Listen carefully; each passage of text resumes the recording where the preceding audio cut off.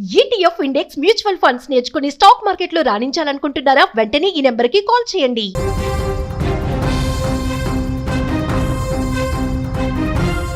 భారత్లో మరోసారి లాక్డౌన్ లాంటి పరిస్థితులు రాబోతున్నాయా? పార్లమెంట్ సాక్షిగా మోడీ నోట లాక్డౌన్ మాట దేనికి సంకేతం? ప్రధాని మాటల్లో మతలబేంటి? పశ్చిమాసియాలో జరుగుతున్న యుద్ధం ఎఫెక్ట్తో భారత్ తీవ్ర సంక్షోభాన్ని ఎదుర్కొనుందా? మరోసారి భారత్లో లాక్డౌన్ లాంటి పరిస్థితులు వస్తే భారత్ పరిస్థితి ఏంటి? ఇక ఇదే విషయంకి సంబంధించి మరింత సమాచారాన్ని మా బ్యూరో చీఫ్ విజయ్ అందిస్తారు. విజయ్, చెప్పండి, ప్రధాని మోడీ మాటలను ఏ విధంగా చూడొచ్చు? ఎస్ దీపిక, నిన్న పార్లమెంట్లో భారత ప్రధాని నరేంద్ర మోదీ చేసినటువంటి వ్యాఖ్యలు ఇప్పుడు అంతా కూడా ఒక దుమారాన్ని రేపుతున్నాయని చెప్పాలి. అంటే ప్రస్తుతానికి దీని మీద పెద్ద గందరగోళం ఏమీ లేనప్పటికీ ఒక నర్మగర్భంగా ప్రధాని మోదీ చేసినటువంటి వ్యాఖ్యల్ని ఒకసారి డీటెయిల్డ్గా పరిశీలించినట్లయితే చాలా విస్తుపోయేటువంటి విషయాలన్నీ కూడా బయటకు వచ్చేటువంటి అవకాశం. ఆయన ఒక మాట అన్నారు. ఏమన్నారంటే, కరోనా సమయంలో ఎలాంటి విపత్కర పరిస్థితులు ఉన్నాయో అలాంటి పరిస్థితులు ప్రపంచం అంతా కూడా ఉన్నాయి. వాటన్నిటిని కూడా ధీటుగా ఎదుర్కోవడానికి తమ ప్రభుత్వం సిద్ధంగా ఉంది. ఇప్పటికే చమురు ధరలను, అదేవిధంగా ఎల్పిజికి సంబంధించినటువంటి ధరలు షార్టేజ్ అంతా కూడా ఉన్నప్పటికీ కూడా దాన్ని ఎక్కడా కూడా ప్రజలపై భారం పడనీయకుండా కూడా ఎప్పటికప్పుడు మానిటరింగ్ చేస్తున్నాం. సపరేట్గా కూడా ఒక మంత్రుల కమిటీని కూడా ఏర్పాటు చేశానంటూ కూడా ఆయన ఒక విషయాన్ని ప్రస్తావించారు. అయితే డీటెయిల్డ్గా ఆయన అన్ని విషయాలను కూడా చెప్పడం జరిగింది. ప్రస్తుతం జరుగుతున్నటువంటి పశ్చిమాసియాలో జరుగుతున్నటువంటి యుద్ధం వల్ల ప్రధానంగా చమురు, అదేవిధంగా అంటే ఆయిల్, అదేవిధంగా ఎల్పిజికి సంబంధించినటువంటి షార్టేజ్ ఉంది అనేది అందరికీ తెలిసినటువంటి విషయమే. దానివల్ల మనకి ఇండియాలో కూడా కమర్షియల్ గ్యాస్ సిలిండర్ల ప్రాబ్లం కూడా ఉంది. అయితే కొంత వేరే దేశాల నుంచి కూడా వాటిని ఇంపోర్ట్ చేసేట్టుకునేటువంటి ఆ ప్రయత్నం అయితే జరుగుతుంది. కాబట్టి ప్రస్తుతానికైతే మాత్రం రష్యా నుంచి కూడా భారీ స్థాయిలో ట్రాన్స్పోర్టేషన్ జరుగుతుంది. సో ఇంపోర్ట్ జరుగుతుంది కాబట్టి ఇప్పటికిప్పుడు పెట్రోల్, డీజిల్కి వచ్చేటువంటి సమస్య లేదు. దాని ప్రభావం ఎక్కడ కూడా సామాన్యుడి మీద పడినటువంటి పరిస్థితి అయితే లేదు. అయితే ప్రధాని మోదీ అన్ని విషయాలను ఇక్కడ డీటెయిల్డ్గా చెప్పారు. ఏమేమని చెప్పారంటే, ఎక్కడా కూడా షార్టేజ్ లేకుండా చేస్తున్నాం. నిజంగా షార్టేజ్ ఉంది, దాని ప్రభావం ప్రజల మీద పడకుండా చేస్తున్నాం. ఇంకొక విషయాన్ని కూడా చెప్పారు. ముఖ్యంగా ఏదైతే చమురు విషయాన్ని చెప్పారు, గ్యాస్ విషయాన్ని చెప్పారు, అదేవిధంగా ఏదైతే పవర్ ప్లాంట్స్ ఉంటాయో, థర్మల్ విద్యుత్ కేంద్రాలు ఉంటాయో వాటికి సంబంధించి కూడా బొగ్గు నిల్వలను కూడా అవసరమైన స్థాయిలో ఇప్పటికే నిల్వలు ఉంచుకున్నాం. అంటే విద్యుత్ని ఉత్పత్తి చేయడం కోసం వాడేటువంటి బొగ్గును కూడా అవసరమైన స్థాయిలో కూడా ఇప్పటికే ఒక రకంగా స్టోరేజ్ చేసి పెట్టుకున్నాం అనేటువంటి విషయాన్ని కూడా చెప్పారు.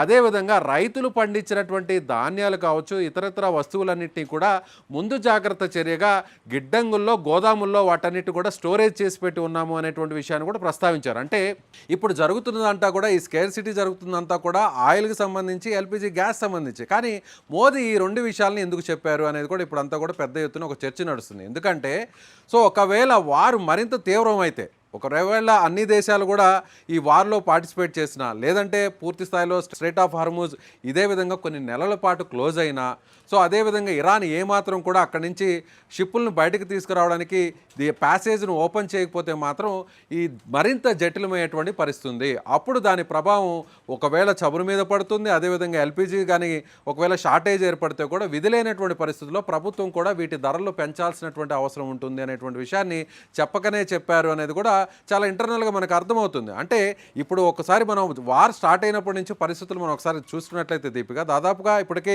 వార్ స్టార్ట్ అయ్యి ఇరాన్ మీద ఇజ్రాయెల్, అమెరికా ఈ రెండు ఒక కూటమిగా ఏర్పాటు చేస్తున్నటువంటి యుద్ధానికి సంబంధించి వార్ సరిగ్గా ఫిబ్రవరి 8వ తారీఖున స్టార్ట్ అయింది. ఇప్పుడు ప్రజెంట్ డేట్ను మనం ఒకసారి పరిశీలించినట్లయితే దాదాపుగా 25 రోజుల వ్యవధిలో ఏదైతే క్రూడ్ ఆయిల్, ముఖ్యంగా క్రూడ్ ఆయిల్కి సంబంధించినటువంటి ధర ఒకసారి మనం చూసినట్లయితే యుద్ధానికి ముందు ఒక బ్యారెల్ ధర దాదాపుగా $65 నుంచి $70 ధర ఉన్నింది. కానీ ఇప్పుడు ప్రజెంట్ క్రూడ్ ఆయిల్ ధరలో ఒకసారి మనం పరిశీలించినట్లయితే దాదాపుగా $110కి చేరింది. 110 నుంచి $115 వరకు చేరింది. అంటే 30 to 40% మొత్తం ప్రపంచవ్యాప్తంగా అంతా కూడా ఆయిల్ ధరలు, క్రూడ్ ఆయిల్ ధరలు పెరిగిపోయాయి.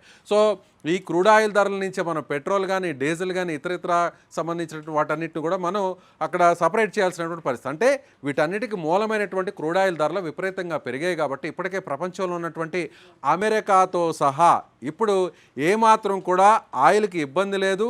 అసలు ఆయిల్కి ఈ గల్ఫ్ కంట్రీస్ నుంచి అక్కడ అమెరికాకు ఆయిల్ సప్లై చేయాల్సినటువంటి పరిస్థితి లేనటువంటి దేశంగా చెప్పుకునేటువంటి అమెరికానే ఇప్పుడు అక్కడ ఉన్నటువంటి పెట్రోల్ డీజిల్ ధరలను పెంచేసింది. మన పొరుగున ఉన్నటువంటి పాకిస్తాన్ కావచ్చు, శ్రీలంక కావచ్చు, మిగిలినటువంటి యూరోపియన్ కంట్రీస్లో కూడా సో ఇప్పటికే ఆయిల్ ధరలు విపరీతంగా పెరిగాయి, పెట్రోల్ డీజిల్ ధరలు విపరీతంగా పెరిగాయి. ముఖ్యంగా ప్రపంచంలోనే వాహనాలు కావచ్చు, రవాణా వ్యవస్థ అంతా కూడా మన భారతదేశంలో 90% ఆధారపడి ఉన్నటువంటి దేశం మన భారతదేశం పెట్రోల్ డీజిల్ మీద ఆధారపడింది.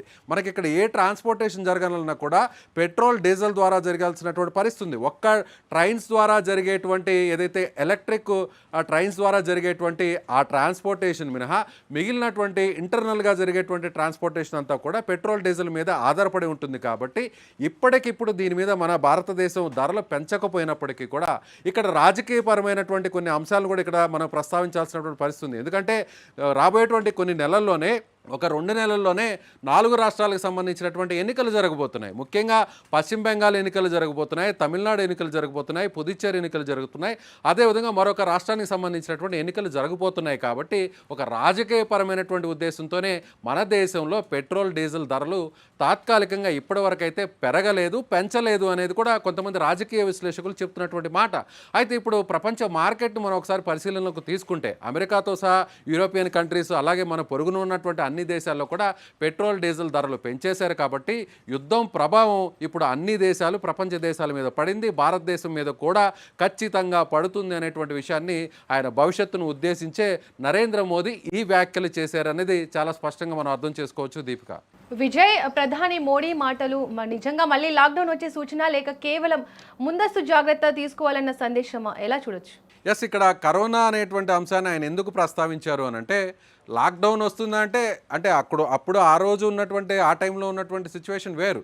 అది ఎందుకంటే మొత్తం ఆరోగ్యానికి సంబంధించిన వ్యవహారం, ఒక భయంకరమైనటువంటి ఒక మహమ్మారి ప్రపంచం అంతా కూడా అది కబళించింది. సో మనిషి ఎదురుగా మాట్లాడితే సో తద్వారా వచ్చేటువంటి ఆ వైరస్ నేరుగా అవతల మనిషికి వస్తుంది. కాబట్టి అలా ప్రాణాలు పోయేటువంటి ఒక మహమ్మారి సోకింది. కాబట్టి లాక్డౌన్ విధించాల్సినటువంటి పరిస్థితి. అంటే ఎవరు కూడా ఇళ్లలో నుంచి బయటకు రావద్దు, అత్యవసర సర్వీసులు వాళ్ళు మాత్రమే ఆ లాక్డౌన్లో బయటకు వచ్చేటువంటి పరిస్థితి ఉంది. కానీ ఇప్పుడు లాక్డౌన్ లాంటి సిచ్యువేషన్ రాకపోయినప్పటికీ కూడా ఆర్థిక పరంగా, ఫినాన్షియల్గా పరంగా చూస్తే మాత్రం అలాంటి సిచ్యువేషన్ ఇంచుమించు దగ్గరకు రావచ్చు అనేటువంటి ఒక అనుమానం అయితే మాత్రం వ్యక్తమవుతుంది. ఎందుకంటే మొత్తం ప్రపంచ ఆర్థిక వ్యవస్థ అంతా కూడా డిపెండ్ అయి ఉండేది ఆయిల్ మీదే.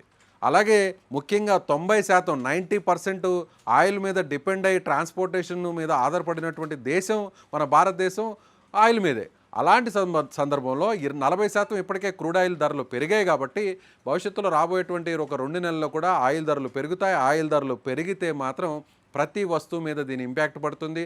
మనం వాడే ఉప్పు, పప్పు, కూరగాయలు, పాలు, ఇలా నీళ్లు, ప్రతి వ్యవస్థ మీద కూడా దీని ప్రభావం ఉంటుంది. కాబట్టి ధరలు అయితే మాత్రం పెరుగుతాయి. ఇప్పటికే ద్రవ్యోల్బణం పెరిగిపోతుంది. కాబట్టి దీని ప్రభావం ఖచ్చితంగా భారతదేశం మీద ఉంటుంది అనేటువంటి ఒక అంచనా ఎకనమిస్టులు వేస్తున్నారు, విశ్లేషకులు వేస్తున్నారు. కాబట్టి భవిష్యత్తును దృష్టిలో పెట్టుకుని ఆయన ఇలాంటి ఒక సూచనను చేశారనేది మాత్రం, అందులో కూడా లోక్సభలో చేశారనేది మాత్రం మనం అర్థం చేసుకోవచ్చు. దీపిక, విజయ్, కరోనా సమయంలో భారత్ ఎలా సన్నద్ధమైందో మనం చూసాం. ఇప్పుడు అదే తరహాలో ఇప్పుడు ప్రభుత్వం ప్రజలకు ఏం సూచించాలనుకుంటుంది? ఎస్, ఇప్పటివరకు అయితే మాత్రం భారతదేశం అయితే మాత్రం తన దౌత్యాన్ని ప్రదర్శిస్తూ చాలా డిప్లొమాటిక్గా పనిచేస్తుంది. ఎక్కడా కూడా అటు ఇరాన్తో మాట్లాడుతున్నారు. మన విదేశాంగ శాఖ మంత్రి జయశంకర్ ఎప్పటికప్పుడు ఇరాన్తో మాట్లాడుతున్నారు. ఇరాన్ అధ్యక్షుడు లేదంటే అక్కడ ఉన్నటువంటి యూనియన్ మినిస్టర్స్తో మాట్లాడి మనకు సంబంధించినటువంటి ఎల్పిజి షిప్స్ని అంతా కూడా కొంతవరకు కూడా అక్కడ లాక్ అయిపోయినటువంటి షిప్స్లో కొన్ని షిప్స్ని ఇప్పటికే మన ఇండియాకి తీసుకురావడం జరిగింది. గడిచినటువంటి ఒక 2 వారాల్లో చూస్తే కమర్షియల్ సిలిండర్స్ అన్నీ కూడా దాదాపుగా పూర్తిగా ఎక్కడ నో స్టాక్ అని బోర్డు పెట్టేసినటువంటి పరిస్థితి. రెస్టారెంట్లు కావచ్చు, హోటల్స్ కావచ్చు, మెస్సులు కావచ్చు, వీటి మీద ఆధారపడి ఉన్నటువంటి అన్ని వ్యవస్థలు కూడా దాదాపుగా బంద్ అయినటువంటి పరిస్థితి. అయితే ఇప్పుడు కొంత దౌత్యాన్ని ఉపయోగించి, వారితో ఉన్నటువంటి మన స్నేహబంధాన్ని ఉపయోగించి కొన్ని షిప్స్ని అయితే మాత్రం మన ఇండియాకి తీసుకురావడంతో ఇప్పుడిప్పుడే మెల్లగా కష్టాలు అయితే తొలగిపోతున్నాయి. రేపటి నుంచి కూడా, అంటే బుధవారం నుంచి గురువారం నుంచి కూడా కమర్షియల్ సిలిండర్స్ కూడా తిరిగి అందుబాటులోకి రాబోతున్నాయి అనేటివి కూడా మనకు అర్థమవుతుంది. అయితే ఇప్పుడు భారత్ ఎలాంటి వ్యూహాన్ని అనుసరించాలి అనేది కూడా మనం ఇక్కడ చెప్పుకోవాలి. ఎందుకంటే ఇప్పటికే ప్రధానమంత్రి మోదీ ఇరాన్కి సంబంధించినటువంటి అధ్యక్షుడు పెజెష్కియాన్తో 2 సార్లు ఆయన ఫోన్లో మాట్లాడడం జరిగింది. ఆల్రెడీ రీసెంట్గా ఒక 3 డేస్ బ్యాక్ కూడా మాట్లాడడం జరిగింది. అదేవిధంగా ఇప్పుడు అమెరికా అధ్యక్షుడు డొనాల్డ్ ట్రంప్ కూడా ఏదైతే ఇరాన్కి సంబంధించినటువంటి పవర్ ప్లాంట్స్ మీద మేము అటాక్ చేయట్లేదు, ఒక 5 రోజులు అయితే మాత్రం దీనికి బ్రేక్ ఇస్తున్నాము అనేటువంటి ఒక స్టేట్మెంట్ కూడా ఆయన నిన్న రాత్రి ఇవ్వడం జరిగింది. సో జరుగుతున్నటువంటి పరిణామాలన్నీ చూస్తే భారత్ ఒక ప్రధాన పాత్ర పోషించబోతుంది. భారత్ అటు ఇరాన్తో కానీ అదేవిధంగా ఇజ్రాయెల్తో కానీ అవసరమైతే అమెరికాతో కూడా తనకున్నటువంటి శక్తి సామర్థ్యాలని ఉపయోగించి దౌత్యాన్ని ఉపయోగించి కొంతవరకు యుద్ధ ప్రభావాన్ని ఆపేటువంటి అవకాశం ఉంది అనేది కూడా చాలా స్పష్టంగా అర్థమవుతుంది. ఇప్పటికే ఇరాన్కి సంబంధించినటువంటి పొరుగు దేశాలు రంగంలోకి దిగినట్టుగా తెలుస్తుంది. యమన్ కూడా ఇప్పటికే సంప్రదింపులు జరుపుతున్నట్టుగా తెలుస్తుంది. ఇప్పటికే ఇరాన్కి సంబంధించినటువంటి మిత్ర దేశంగా శాశ్వత మిత్ర దేశంగా ఉన్నటువంటి యమన్ కూడా పలు సందర్భాల్లో ఇజ్రాయెల్తో అమెరికాతో కూడా గతంలో మనం చర్చలు జరపడం చూసాం. ఇప్పుడు కూడా అలాంటి దఫా చర్చలు జరగబోతున్నాయి. అందుకు భారత్ కూడా ఊతం ఇవ్వబోతుంది, భారత్ కూడా సపోర్ట్ చేయబోతుంది అనేది కూడా చాలా స్పష్టంగా మనకు అర్థమవుతుంది. Deepika. Right Vijay, thank you. మొత్తానికి ప్రధాని మాటలను చూస్తే దేశంలో వెంటనే లాక్డౌన్ వచ్చే పరిస్థితి అయితే కనిపించడం లేదు. కానీ అయితే అంతర్జాతీయ పరిణామాల నేపథ్యంలో భారత్ కూడా అప్రమత్తంగా ఉండాల్సిన అవసరం ఉందని ప్రభుత్వం సంకేతాలు ఇస్తోంది. ప్రజలు భయపడాల్సిన అవసరం లేకపోయినా జాగ్రత్తగా ఉండడం మాత్రం తప్పనిసరి. अध्यक्ष जी, इस युद्ध के कारण दुनिया में जो कठिन हालात बने हैं उनका प्रभाव लंबे समय तक बने रहने की आशंका है. इसलिए हमें तैयार रहना होगा, हमें एकजुट रहना होगा.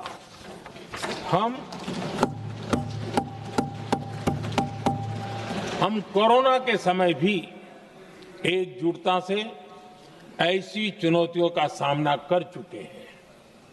अब हमें फिर से उसी तरह तैयार रहने की आवश्यकता है.